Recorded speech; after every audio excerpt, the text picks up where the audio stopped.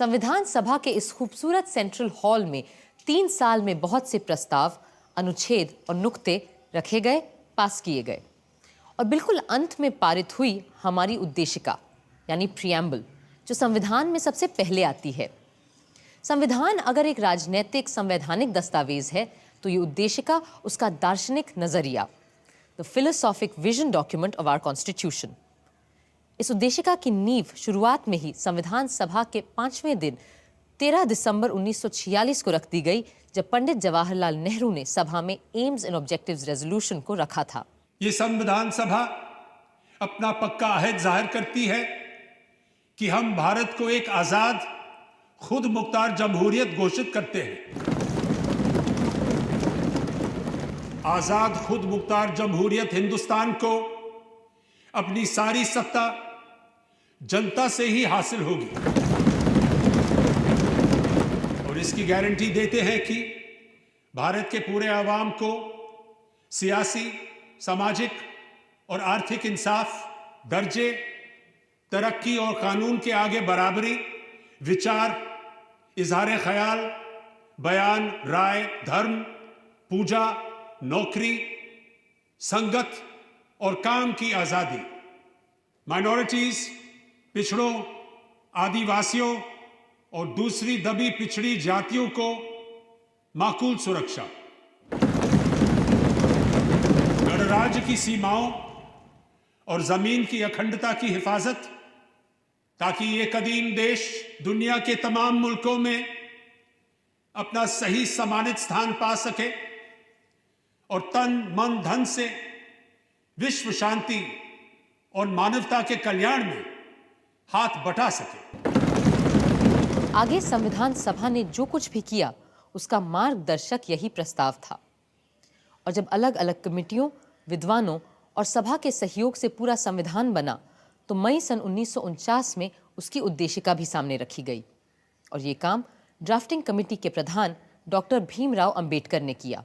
We the people of India, having solemnly resolved to constitute India into a sovereign democratic republic and to secure to all its citizens justice, social, economic and political, liberty of thought, expression, belief, faith and worship, equality of status and of opportunity, and to promote among them all fraternity, assuring the dignity of the individual and the unity of the nation. In our Constituent Assembly, this 26th day of November 1949, do hereby adopt, enact, and give to ourselves this Constitution. उद्देशिका पर बहस शुरू हुई अक्टूबर 1949 में, जब बाकी संविधान को सोचने, बनाने और लिखने का काम लगभग पूरा हो रहा था। ये वो शब्द थे जो हमारे संविधान में सबसे पहले आने वाले थे। अब हम उद्देशिका यानी प्रियम्बल पर बात करेंगे। जनाब सदर साहब, क्या यह उचित नहीं रहेगा कि स्पेशल पर हम जब नवंबर में तीसरी रीडिंग के लिए मिले तब बातचीत करें? तब तक ड्राफ्टिंग कमेटी भी अपनी फाइनल रिपोर्ट पेश कर चुकी होगी। I object to that. अगर आज हम पेश लफ्ज को ही पास नहीं करेंगे तो सेकंड रीडिंग में कोई रिपोर्ट कैसे तैयार की जा सकेगी? जीवन में पहली बार मैं मौलाना साहब से सहमत हूं और उनकी बात का समर्थन करता हूं। हमें पूरे संविधान को ही दूसरे पाठ में पास करना है और प्रियम्बल भी संविधान का ही एक हिस्सा है। इसलिए उद्देशिका को अब हम टाल नहीं सकते, लेकिन मुझे लग रहा है कि हसरत मोहानी साहब का अमेंडमेंट अहम है, जिसमें इन्होंने कुछ नए मुद्दे उठाने की कोशिश की है। इसलिए वे अपना संशोधन पहले पेश कर सकते हैं। मेरे 3 अलग अलग अमेंडमेंट्स हैं। पहला ये कि हमें प्रीएम्बल में लफ्ज सॉवरेन डेमोक्रेटिक रिपब्लिक के बजाय अ सॉवरेन फेडरल रिपब्लिक या अ सॉवरेन इंडिपेंडेंट रिपब्लिक लिखना चाहिए। लेकिन मेरे दोस्त डॉक्टर अंबेडकर ने बड़ी मक्कारी से दो अहम अल्फाज फेडरल और इंडिपेंडेंट को हटा दिया है और उनकी जगह वो डेमोक्रेटिक लफ्ज ले आए हैं। सर मैं एक पॉइंट ऑफ ऑर्डर उठाना चाहता हूं कि अगर ये संशोधन पारित किए गए तो इसका नतीजा ये होगा कि हमें पूरे संविधान को ही दोबारा से लिखना पड़ेगा। हाँ, पर जिम्मेदार कौन है इसके लिए? मैंने शुरू में ही आप लोगों को रोकने की पुरजोर कोशिश की थी। मैंने तभी कहा था अगर आप हिंदुस्तान के मुस्तकबिल का फैसला लिखने जा रहे हैं तो पहले तय कर लीजिए कि किस किस्म के आइन का तसव्वुर कर रहे हैं। मौलाना हसरत मोहानी के 2 संशोधन पारित नहीं हो पाए मगर वो अड़े रहे। अब मेरा तीसरा अमेंडमेंट, मेरी तजवीज़ है कि लफ्ज़ सॉवरेन डेमोक्रेटिक रिपब्लिक की जगह हमें union of Indian socialist republics कहना चाहिए, यानी बिल्कुल यूएसएसआर की तर्ज पर UISR। क्या आप सचमुच चाहते हैं कि हमारा संविधान यूएसएसआर की तर्ज पर बनाया जाना चाहिए? लफ्ज़ सोवियत सुनते ही मेरे कुछ दोस्तों के कान खड़े हो जाते हैं और वो कहते हैं कि ये मौलाना तो सोवियत सरकार का एजेंट है। अरे रूस तो दूर, मेरा तो हिंदुस्तानी कम्युनिस्टों से तक कोई ताल्लुक नहीं है। मैंने उनका साथ कब का छोड़ दिया, क्योंकि एक मर्तबा इन्होंने ये बयान जारी करने की गलती कर डाली थी कि हमें अंग्रेज़ों का साथ देना चाहिए ताकि हम मिलकर हिटलर से मुकाबला कर सकें। मैंने उसी वक्त कह दिया था, anybody who helps foreign government, specially the British government, under any terms for any motive, I say ही इज रॉन्ग। मौलाना साहब, हम यहां आपकी जिंदगी की दास्तान पर नहीं, हिंदुस्तान के आइन पर बात करने बैठे हैं। आप बस अपने अमेंडमेंट पर बोलिए। जैसा आप मुनासिब समझे। मेरी इस असेंबली से और डॉक्टर अंबेडकर से बस इतनी गुजारिश है कि वो सारी सियासी माइनॉरिटीज़ को उसी हमदर्दी की नज़र से देखें जैसा सोवियत यूनियन ने अपने यहाँ किया है। इसी के साथ मैं अपना अमेंडमेंट मूव करता हूँ और डॉक्टर अंबेडकर से गुजारिश करता हूँ कि वो इसे कबूल कर लें। मौलाना हसरत मोहानी जितने कोमल शायर थे उतने ही तीखे वक्ता, पर उनके बाकी सारे संशोधन प्रस्ताव भी नामंजूर कर दिए गए। मगर दूसरे सदस्य भी आसानी से मानने वाले कहाँ थे, खास करके श्री HV कामत, जो हमारी उद्देशिका में भगवान को ले आना चाहते थे। I move the following phrase to be substituted for the proposed preamble.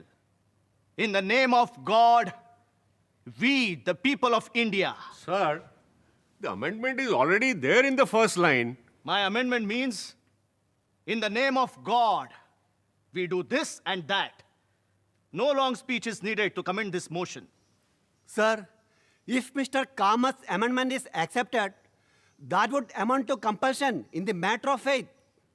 Freedom of faith is a fundamental right. According to the Constitution, a man has right to believe in God or not. Therefore, this amendment should be ruled out. Though I am myself a strong believer in God. Sir, may I move an amendment to that of Shri Kamath? That instead of in the name of God, would he be pleased to accept in the name of the goddess? Sir, it is not a matter of laughter with me. I believe in a goddess. I belong to Kamrup, where the goddess Kamakhya is worshipped. Sir, God includes goddess as well. Sir, if we bring in the name of God at all, we should bring in the name of the goddess also. See, in my opinion, this amendment should not have been brought. But as it has been brought, this is my point of view. Now I have to put the amendment moved by Mr. Kamath to vote. Mr. President, the flame of God is invoked by every nation upon earth. And God is an impartial entity, and he should be allowed to remain so. With these words, I appeal to Mr. Kamath not to put us into any embarrassment of voting upon God. I claim a division. Sir, I want a division on this question. I also want a division. There is no alternative left to me. Those in favor may raise their hands. Those opposed may raise their hands. No. The amendment is rejected.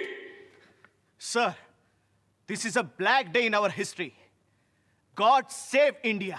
भगवान के अलावा महात्मा गांधी का भी मुद्दा था, जो अपने भक्तों के लिए किसी भगवान से कम नहीं थे।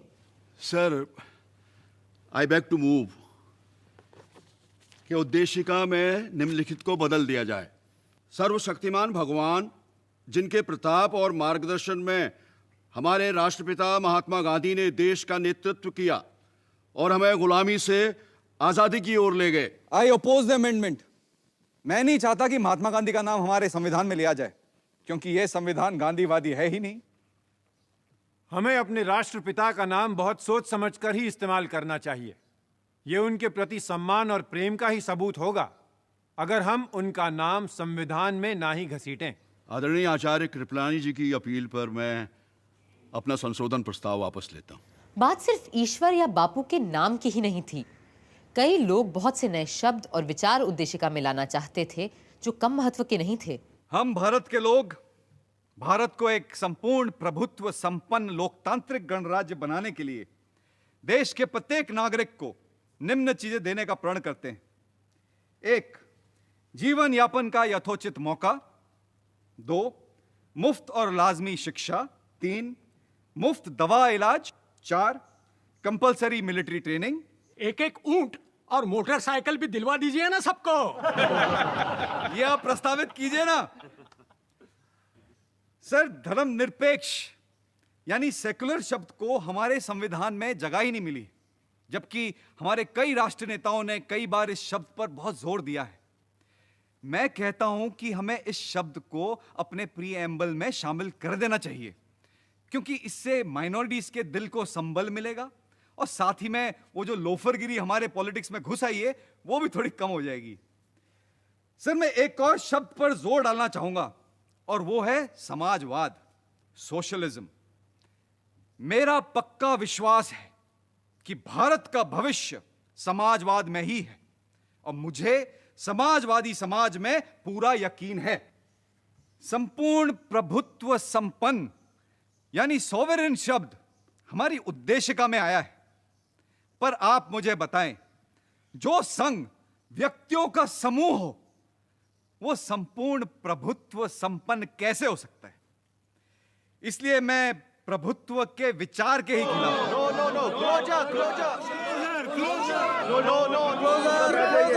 जी, मैं बड़ी मोटी चमड़ी वाला ढीठ हूं, आपके चीखने चिल्लाने से बैठने वाला नहीं हूं। श्री ब्रजेश्वर प्रसाद को बैठना ही पड़ा, किंतु 25 साल बाद उनके सुझाए दोनों शब्द समाजवादी और पंथ निरपेक्ष यानी सोशलिस्ट एंड सेक्युलर उद्देशिका में आ ही गए। उधर श्रीमती पूर्णिमा बैनर्जी ने कई महत्वपूर्ण नुक्ते सामने रखे। Sir, I feel that the preamble forms one of the most important parts of the Constitution. It lays down the goals to which we are striving and stands as a charter of our freedom and a measure of our success or failure. I do not think that we should be content with considering the masses of our people as sovereign just because once they go to the polls every 5 years, their sovereignty is secure. I feel that in the preamble, mention of that sovereignty should be made. अगले वक्ता थे गांधी जी के समाजवादी शिष्य आचार्य जेबी कृपलानी, जो Congress party में पंडित नेहरू और सरदार पटेल दोनों से अलग विचार रखते थे। Mr. President, like a seasoned host, you have reserved the choicest wine for the last. हालांकि इस प्रियम्बल पर बहस शुरू की ही बैठकों में होना ज्यादा सही होता, क्योंकि यह संविधान की तमहीद है। इस तरह हमें प्रियम्बल सतर्क कर पाता कि कहीं हम इसके बुनियादी उसूलों से हट तो नहीं रहे हैं। इस सभा में रोज दर रोज और हफ्ता दर हफ्ता बैठकर मैंने यह महसूस किया है कि हम इस उद्देशिका के बुनियादी उसूलों को भूलकर अक्सर भटकने लगते हैं। Yes, we get distracted. ये उसूल वैसे तो कानूनी या संवैधानिक उसूल नहीं है, बल्कि आत्मिक और सैद्धांतिक हैं। अब जमहूरियत या जनतंत्र को ही ले लीजिए। What exactly is democracy? जनतंत्र एक इशारा है इंसान की बराबरी का, भाईचारे का, and it encompasses the great humane principle of non-violence. और अगर इसका आम फहम मतलब निकालें then democracy is an institution where instead of breaking heads, we simply count them. Sir फोड़े नहीं, गिने जाते हैं. सियासी रूप से आज हम एक जमहूरियत हैं, लेकिन आर्थिक रूप से हम ऐसे अलग अलग वर्गों में बंटे हुए हैं जिनकी सीमाओं को लांघना नामुमकिन सा हो जाता है. मेरा भी यही मानना है कि लोकतंत्र में जाति प्रथा का कोई स्थान हो ही नहीं सकता. लिहाजा हमें जात पात और वर्ग वर्ण को खत्म करना ही होगा, वरना हम कभी जनतंत्र की शपथ नहीं उठा पाएंगे. 3 साल बाद भी हमेशा की तरह नजीरुद्दीन अहमद साहब का स्वर विरोधी ही रहा. I would like to submit, sir, that the success of a democracy depends on its actual working and has nothing to do with what is stated in the preamble or the constitution.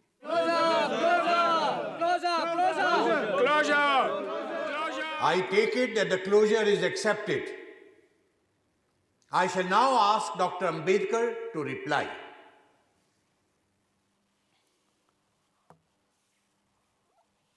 Sir, the point in the amendment which is supposed to make it different from the preamble drafted by the drafting committee lies in the addition of the words, "the people from whom is derived all power and authority."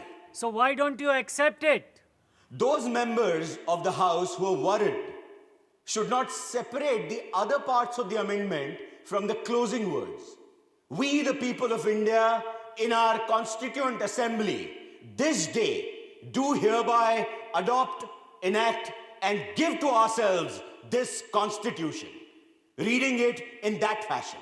महोदय, कौन सी जनता? भारत की जनता?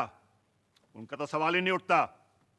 यहां केवल संविधान सभा के सदस्यों की बात हो सकती है. I would like the honorable members to consider a portion of preamble of the Constitution of the United States. We, the people of United States, do ordain and establish this Constitution for the United States of America. As most members know, that Constitution was represented by a very small body.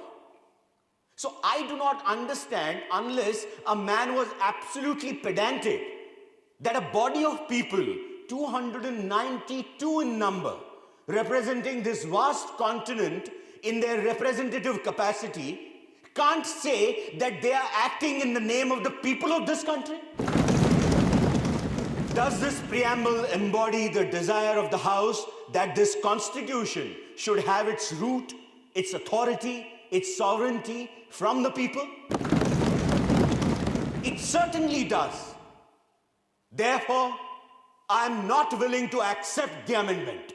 और इस तरह doctor Ambedkar के नेतृत्व में काम कर रही drafting committee का बनाया प्रियम्बल पास हो गया और हमारे संविधान का हिस्सा बन गया.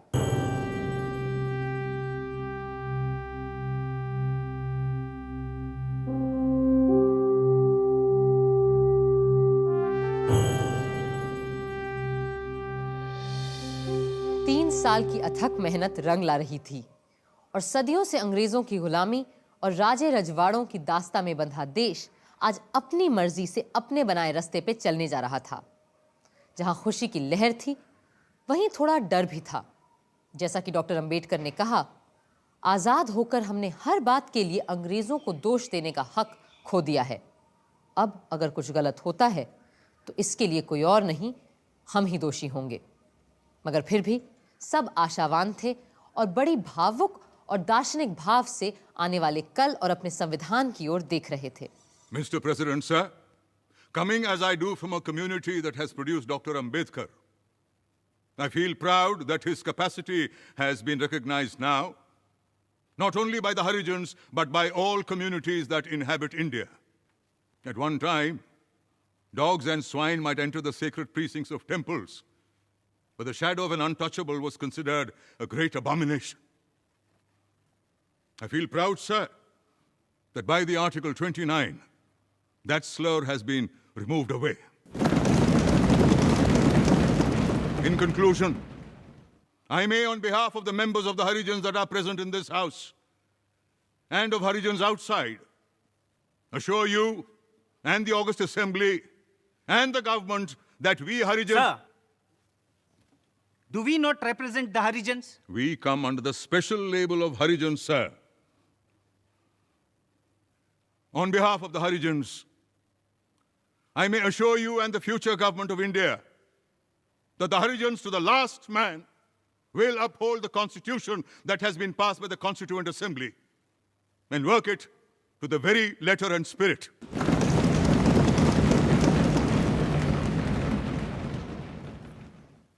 Sir, it is something like this. We wanted the music of Veena or Sitar, but here we have the music of an English band. The first and foremost advice which Mahatma Gandhi ji gave in his picturesque language was that the constitutional structure of this country ought to be broad-based and pyramid-like. It should be built from the bottom and should taper right up to the top. What has been done is just the reverse. The pyramid has been reversed. Whether or not we are right in having discarded Gandhiji's idea of constitution making, it is too soon for us to judge.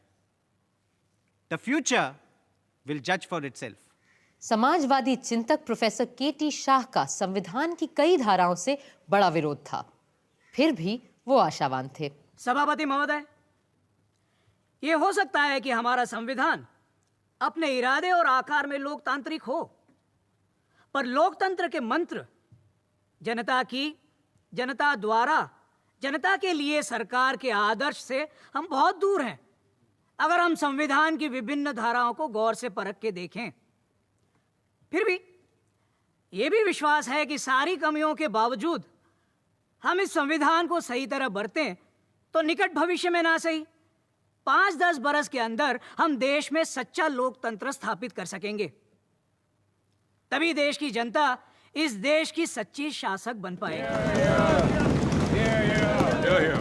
सदर साहब, संविधान सभा ने सबसे बड़ा खतरा हर वयस्क को मताधिकार देकर मोल लिया है।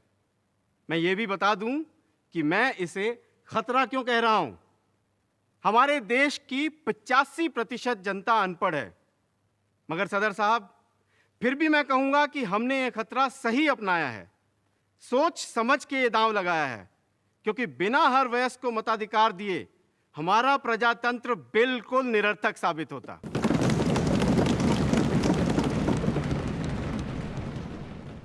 Mr. President, sir, so far as this Constitution is concerned, the greatest wonder is that we have finished it.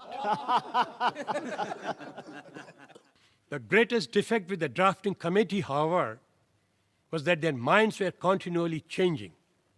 In fact, these changes were so apparent and so persistent and almost of such daily occurrence that these have resulted in many contradictions. I should submit that the Constitution is so badly drafted that it will be a lawyer's paradise. I suppose I must come to a close. I owe some apology to this House for criticizing the the drafting committee in this manner. But thanks are also due to the drafting committee for the troubles that they have been put to. तारीफ और आलोचना का सिलसिला अगले दिन भी चलता रहा, पर संविधान के कटु से कटु आलोचक भी इतने बड़े काम को अंजाम देने वालों की तारीफ ही कर रहे थे।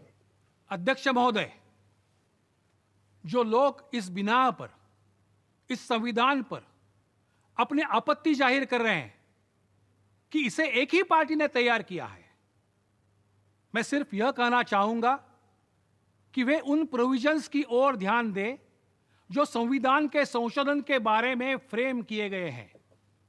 तब उन्हें पता चलेगा कि यदि वे संविधान को बदलना भी चाहे, अगर यही उनकी मंशा हो और इसके लिए वे जनता की पूरी सहमति भी प्राप्त कर सके, तो पूरा संविधान उलट कर सकते हैं।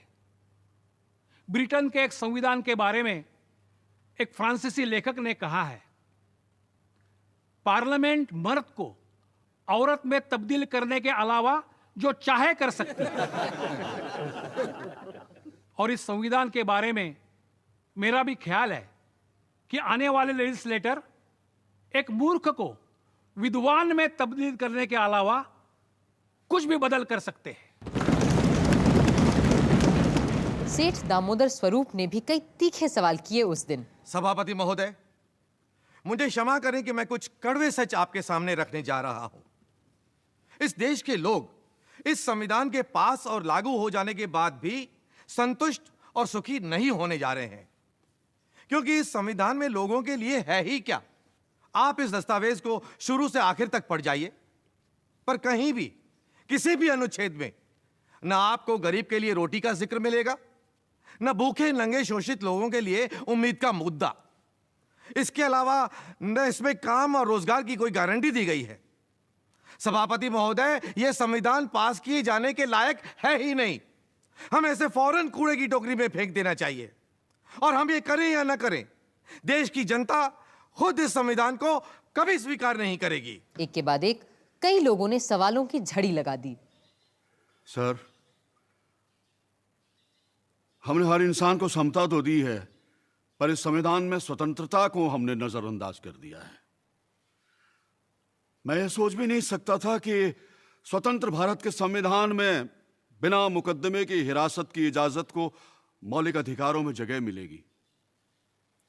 अपनी जवानी के 10 साल बरतानी गुलामी के दिनों में जालिम जेलों और काल कोठरियों में बिताने के बाद मैं अच्छी तरह जानता हूं कि बिना मुकदमे की कैद में रहने वालों को किन यंत्रणाओं से गुजरना पड़ता है। मैं कभी किसी ऐसे प्रावधान का समर्थन नहीं कर सकता। कुछ का कहना था कि संविधान में बहुत सी बेकार की चीजें भी शामिल कर ली गई हैं। Sir, I cannot understand why we had to go to such details as to put in the salaries of high dignitaries of the state, like the president and the salaries of judges in the Constitution. I should like to point out that in the modern world, where money is always changing in value, a sum of rupees 5,000 today may tomorrow be worth only 500 or 5.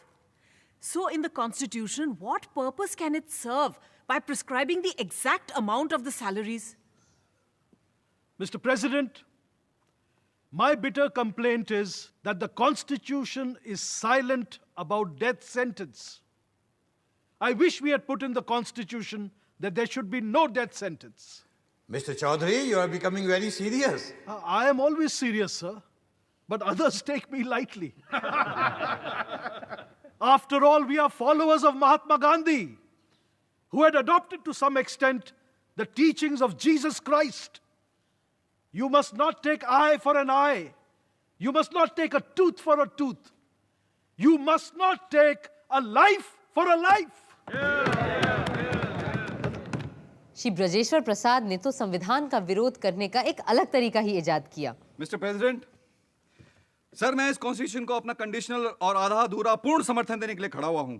यदि इसमें हिंदी भाषा और अस्पृश्यता उन्मूलन जैसी चीजें ना होती तो मैं इसका समर्थन कर ही नहीं सकता था। मैं केवल इस बात के लिए संविधान का समर्थन करता हूं कि ये यूनिटरी है, पर फेडरलिज्म, सूबों की एनाटॉमी, पार्लियामेंटरिज्म, एडल्ट फ्रेंचाइज और फंडामेंटलाइज का मैं घोर विरोधी हूं।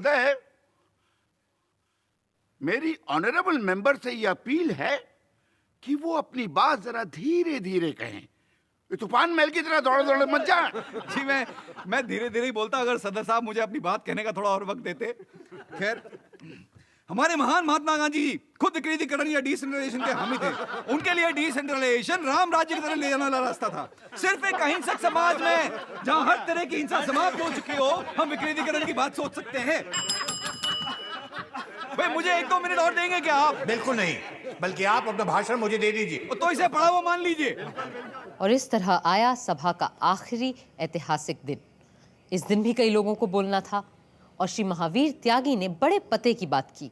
हालांकि मैं हर तरह से इस संविधान की इज्जत और तारीफ करता हूं, मगर फिर भी एक चीज यहां ऐसी है जिसका मुझे बड़ा डर है, और ये डर मुझे उस वर्ग से है जिसे हर जगह लोकतंत्र पैदा करता आया है, और वो है ऐसे लोगों का वर्ग जिनके लिए राजनीति ही उनका जरिया या माश बन जाता है, उनका पेशा, उनका धंधा बन जाता है। अगर हमारा लोकतंत्र भी ऐसे लोगों के हाथ आ गया जिनके पास और कोई काम ही नहीं सिवाय पार्लियामेंट की मेंबरी और मंत्री बन जाने के, तब तो हमारे लोकतंत्र को डूबने से कोई नहीं बचा सकता। इस बात का मुझे पक्का यकीन है। तजम्मुल हुसैन साहब ने पाकिस्तान के संविधान की चर्चा की। जनाब सदर साहब, हम पर बार बार यह तोहमत लगाई गई है कि हमने अपना आयन तैयार करने में बहुत ज्यादा वक्त लगा दिया है। इस तरह के एतराज करने वालों को मैं एक बात याद दिला देना चाहता हूं कि दो मुल्कों ने एक ही दिन, तकरीबन एक ही तारीख को अपने अपने आयन तैयार करने का बीड़ा उठाया था।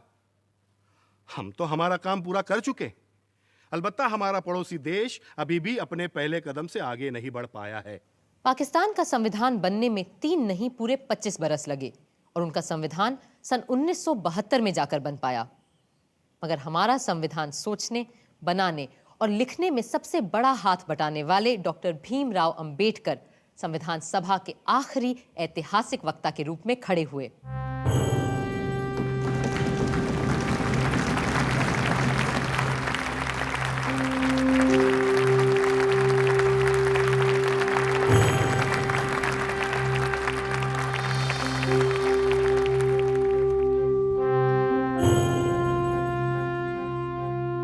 Sir, looking back on the work of the Constituent Assembly, it will now be 2 years, 11 months, and 17 days since it first met on the 9th of December 1946. During this period, the Constituent Assembly has altogether held 11 sessions. These 11 sessions of the Constituent Assembly have consumed 165 days. Out of these, the Assembly spent 114 days for the consideration of the draft Constitution.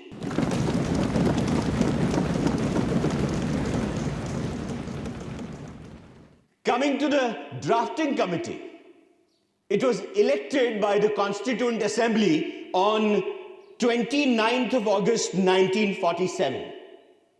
Since August 30th, it sat for 141 days, during which it was engaged in the preparation of the draft Constitution.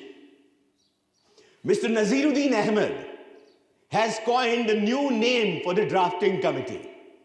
He calls it a drifting committee. Mr. Naziruddin must no doubt be pleased with his hit, but he evidently does not know that there is a difference between drift without mastery and drift with mastery. If the drafting committee was drifting, it was never without mastery over the situation. It was not merely angling with the off chance of catching a fish.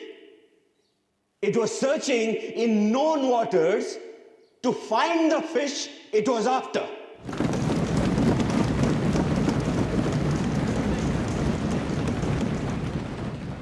I'm glad to find that with the exception of a solitary member, there is a general consensus of appreciation from the members of the Constituent Assembly of the work done by the drafting committee. I feel so overwhelmed that I cannot find adequate words to express fully my gratitude to them. I came into the Constituent Assembly with no greater aspiration than to safeguard the interests of the scheduled castes. I had not the remotest idea that I would be called upon to undertake more responsible functions. The credit that is given to me does not really belong to me. It belongs partly to Sir Benegal Narsingh Rao, the constitutional advisor to the Constituent Assembly, who prepared a rough draft of the Constitution. Much greater share must go to Mr. S.N. Mukherjee, the chief draftsman of the Constitution. On the 26th January 1950, India would be a democratic nation, in the sense that India from that day would have a government of the people, by the people, and for the people.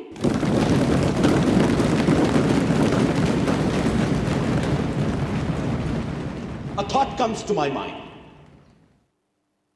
What would happen to her democratic constitution?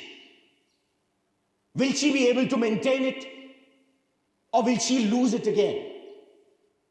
If we wish to maintain democracy not merely in form, but also in fact, what must we do? The first thing in my judgment we must do is to hold on to constitutional methods of achieving our social and economic objectives. It means we must abandon the bloody methods of revolution. It means that we must abandon the method of civil disobedience, non-cooperation, and satyagraha. Where constitutional methods are open, there can be no justification for these unconstitutional methods.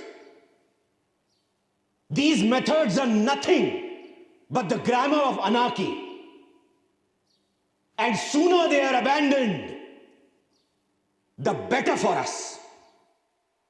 The second thing we must do is to observe the caution which John Stuart Mill has given to all who are interested in the maintenance of democracy.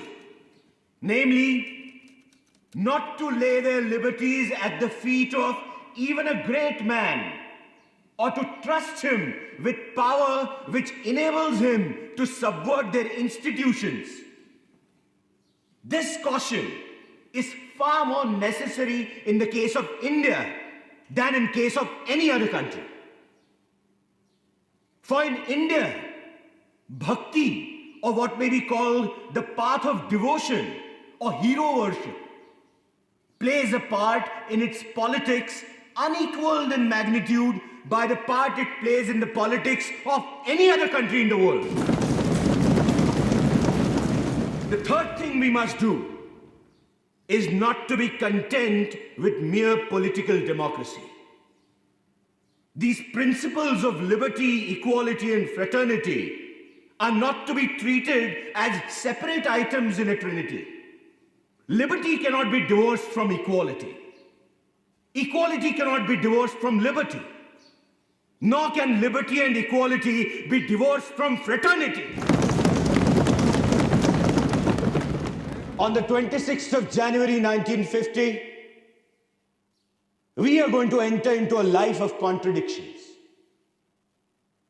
In politics, we will have equality.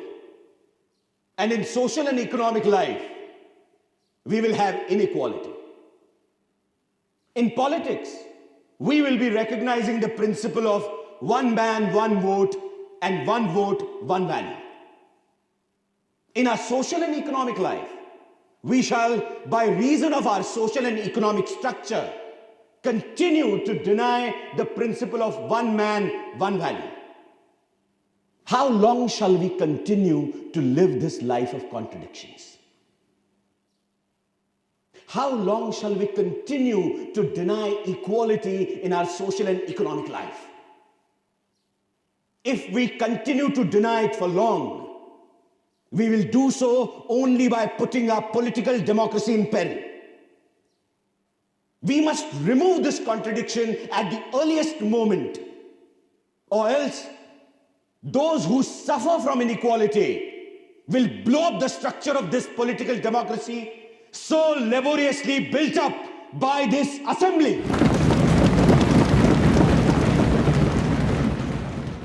Doctor Ambedkar के बोले गए शब्द आज भी जैसे इस सदन में गूंजते रहते हैं। अब सिर्फ एक काम बचा था, संविधान का अनुमोदन और उस पर सारे सदस्यों के हस्ताक्षर। It now remains to put the motion moved by Dr. Ambedkar to the vote of the House. The question is that the constitutions settled by this assembly be passed. The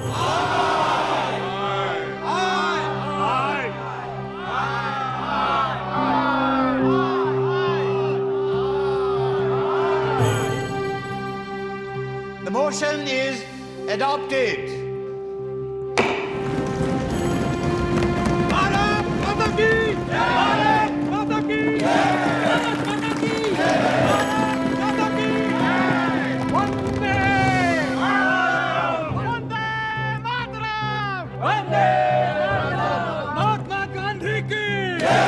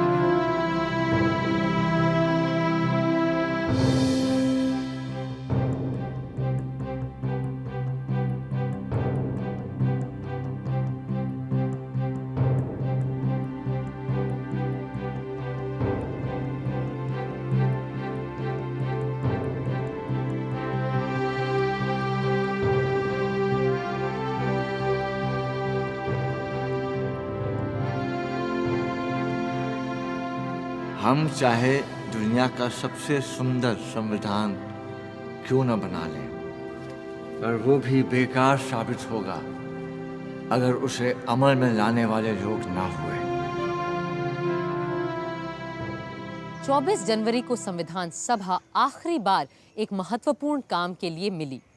इस दिन जन गण मन को राष्ट्रगान और वंदे मातरम को राष्ट्रगीत के रूप में अपनाया गया और इसी दिन नए गणतंत्र के पहले राष्ट्रपति का चुनाव भी किया जाना था। लोकतंत्र की परंपराओं की नींव रखते हुए 2 लोग पद के उम्मीदवार बने, प्रोफेसर केटी शाह और डॉक्टर राजेंद्र प्रसाद।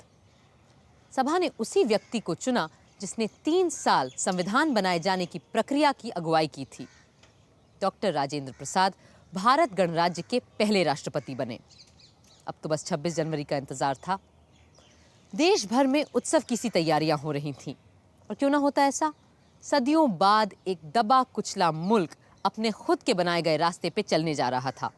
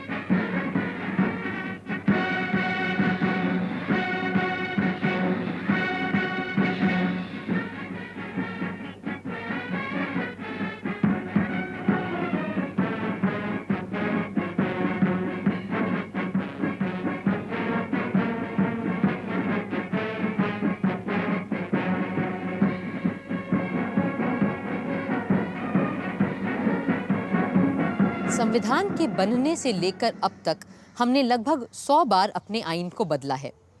कभी किसी परिस्थिति के बदल जाने पर, कभी किसी अनुच्छेद को स्पष्ट करने के लिए, कभी किसी राजनीतिक पार्टी के अपने स्वार्थ को सिद्ध करने के लिए, तो कभी उन स्वार्थों को फिर निरस्त करने के लिए और कभी डायरेक्टिव प्रिंसिपल्स को और सार्थक बनाने के लिए।